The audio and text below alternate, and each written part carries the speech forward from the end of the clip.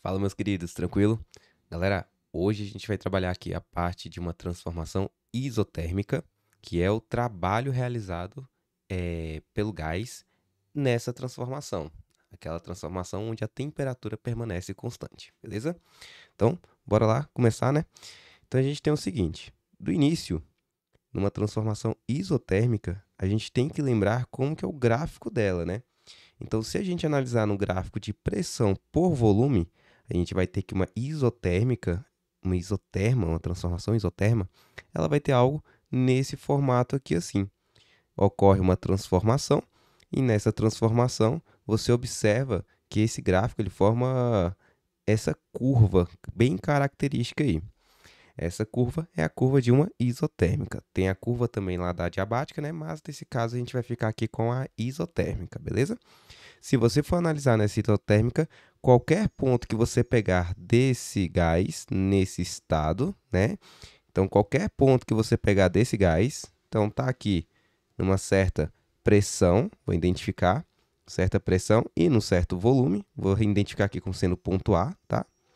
E aí, esse gás ele sofre uma transformação qualquer, então digamos que ele vai vir aqui para esse ponto que eu estou identificando. Esse ponto ele vai ser, vou identificar ele como sendo ponto B, tá? Então, nesse ponto B, ele vai ter uma pressão B e também um volume B, certo? Beleza. Hugo, o que está acontecendo com esse gás quando ele realiza essa transformação? Nessa transformação, ele está tendo a sua temperatura constante. Então, a gente tem aqui, em toda essa curva de vermelho, o gás ele se encontra a uma mesma temperatura.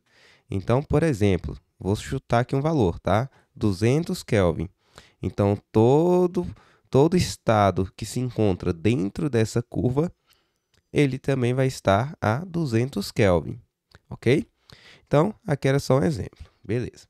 E aí, Hugo, para trabalhar, para calcular o trabalho realizado nessa transformação, quando ele vai de A para B, o que que a gente tem que fazer? A gente sabe que lá da parte de trabalho, né, naquele primeiro tópico que a gente viu, que o trabalho ele pode ser determinado pela área abaixo da curva.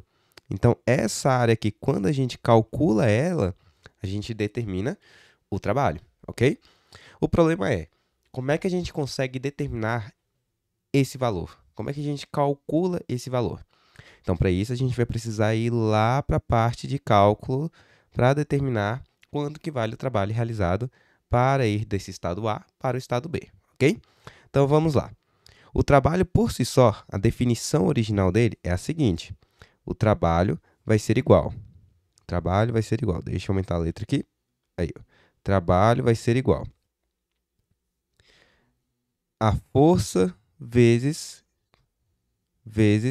o deslocamento, certo? Então, essa daqui seria a equação geralzona. Claro, falta o cosseno aqui, mas na situação que a gente vai trabalhar, a gente vai ter uma expansão onde a força ela está na mesma direção do deslocamento. Então, ou ela vai expandir ou ela vai comprimir, né? Nesse caso, a gente vai trabalhar uma compressão, ok? E aí, a gente tem que imaginar o seguinte. Nessa equação, a gente está trabalhando, fazendo, né, realizando o cálculo de um trabalho onde você já tem um deslocamento específico, é um deslocamento considerável. No cálculo que a gente vai precisar aqui, quando a gente não tem uma força constante e a força ela é variável, já que ela não é constante, né, a gente vai precisar de uma nova equação. Essa equação aqui ela só é válida para quando o trabalho ele tem uma força constante. Se a força não for constante, a gente vai precisar de algumas regrinhas lá de cálculo 1 para poder determinar. Como, Hugo? Se a gente tem agora uma força variável, eu vou chamar aqui então de um trabalho infinitesimal, tá? É só um elemento bem pequenininho de trabalho, ok? Sendo igual a força que vai depender da posição desse objeto, então eu vou identificar aqui como sendo f de x, tá? Vezes um deslocamento infinitesimal desse objeto. Hugo, como é que eu poderia imaginar isso daí? Você pode imaginar da seguinte forma: eu tenho aqui um pistão, certo? Tem aqui um recipiente, aí tem aqui um pistão associado a ele. Vou desenhar aqui rapidinho, tá aí. E nesse pistão, o que que vai estar acontecendo, Hugo? Esse objeto, esse pistão, ele pode se deslocar, claro. Mas aí eu vou fazer o seguinte, eu vou botar ele se deslocando só um pouquinho. Como, Hugo? Ele vai subir bem pouquinha coisa. Então aqui a gente vai identificar esse deslocamento bem pequenininho aqui como sendo esse deslocamento infinitesimal. Eu vou chamar ali, né? Assim como a gente já havia chamado ali na esquerda, eu vou chamar esse deslocamento infinitesimal aqui de de dx. É um deslocamento muito curtinho. É só o mínimo possível que eu consigo deslocar, beleza? É bem pequenininho, tá aí. E o que que acontece, Hugo? Nesse momento que a gente aplicou, que a gente deslocou esse êmbolo, esse pistão, a gente aplicou uma força, mas a gente tem que lembrar que essa força ela é variável de acordo com a posição, ok? Então, o que que a gente vai trabalhar aqui agora, Hugo? Eu vou transformar essa ideia aqui, então, de força e deslocamento que a gente tem lá da nossa mecânica newtoniana, e eu vou passar ela para a ideia de gases, ok? Então, a gente pode associar para gases que a gente tem o seguinte: a força em gases, a gente associa ela à pressão, só que vai ser uma pressão em função do volume. Já que a força está sendo em função da posição, a pressão ela pode ser interpretada como se fosse em função do volume. E o deslocamento, o dx, né, para a gente, lá da mecânica, né, em si, a gente pode interpretar para gases como sendo uma variação infinitesimal do volume, ok? Então, Hugo, como é que vai ficar a minha equação para o trabalho quando a gente estiver falando de gases? Eu posso continuar usando essa daqui, daquela que a gente já conhece para objetos, né? Mas quando a gente fala de gases, a gente pode também fazer essa analogia. A força está para a pressão e o deslocamento está para a variação de volume. Então, minha equação para o trabalho vai ficar como? Um trabalho infinitesimal. A gente vai ter que o trabalho infinitesimal vai ser igual a uma pressão em função do volume, que vai multiplicar a variação infinitesimal do volume. Hugo, o que está acontecendo? Nesse caso aqui, como ele foi aplicar uma força, né, o gás aplicou uma força para poder expandir esse pistão, isso significa que tem uma pressão sendo associada aqui. Ele vai aplicar essa força nessa área. Então, a gente lembra que força sobre área é o que a gente conhece como pressão, beleza?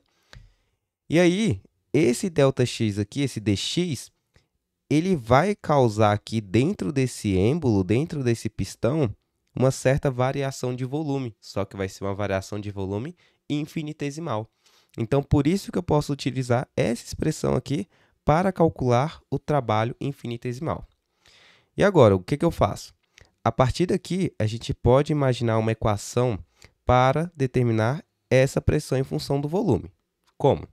Eu tenho que imaginar daquela equação mais básica que a gente conhece, que relaciona as variáveis de estado de um gás, a equação de Clapeyron. Então, eu vou usar aqui pressão vezes o volume, sendo igual a nRT, essa equação para gases ideais. Eu vou passar o volume dividindo, e aí a gente vai ter pressão em função do volume, vai ser igual a nRT sobre V. E eu ainda posso adicionar uma outra variável, né? Já que aqui não está em função somente do volume, é do volume e temperatura. Então, essa pressão aqui ela está em função do volume e da temperatura, beleza? E agora eu vou substituir essa equação na nossa equação do trabalho infinitesimal. Então, vou só dar uma reorganizada, passando aqui para baixo, e aí a gente vai ter o seguinte: a nossa pressão, nosso trabalho agora, infinitesimal, ele vai ficar o seguinte. Vai ser nRT sobre o volume vezes a variação infinitesimal do volume. Tudo bem? Mas, Hugo, se a gente tem uma transformação isotérmica, o que está acontecendo? Essa temperatura ela está sendo constante. Então, ela não está variando. Logo, se eu quero calcular esse trabalho, eu posso fazer o quê? Eu posso integrar dos dois lados e aí eu vou ter a minha resposta do trabalho. Então, vamos lá. Se a gente integra dos dois lados, a gente vai ter propriamente o trabalho agora, né? Só que agora a gente tem que fazer a integral de nRT vezes dv sobre v. Observa o seguinte, esse termo todo aqui ele está sendo constante. Se ele é constante, ele pode sair da integral. Então, como gabarito não, né? Como o trabalho, então, a gente vai ter sendo nRT e a integral de dv sobre v.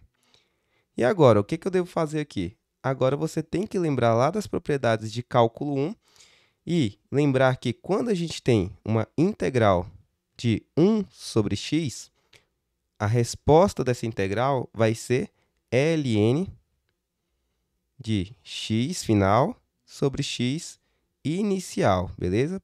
Considerando que ele vai de um inicial até um final. Tudo bem? Então, agora a gente pode aplicar essa mesma ideia agora para esse trabalho. Como é que vai ficar? O trabalho, então, vai ser igual a nRT multiplicado pelo ln, abre parêntese, do volume final, dividido pelo volume inicial. Então, aqui agora a gente tem a equação para o trabalho de uma isotérmica. Quando for uma transformação isotérmica, nós podemos usar essa expressão aqui para calcular o trabalho realizado por ela. Lembre-se do seguinte, deixa eu identificar aqui essa equação.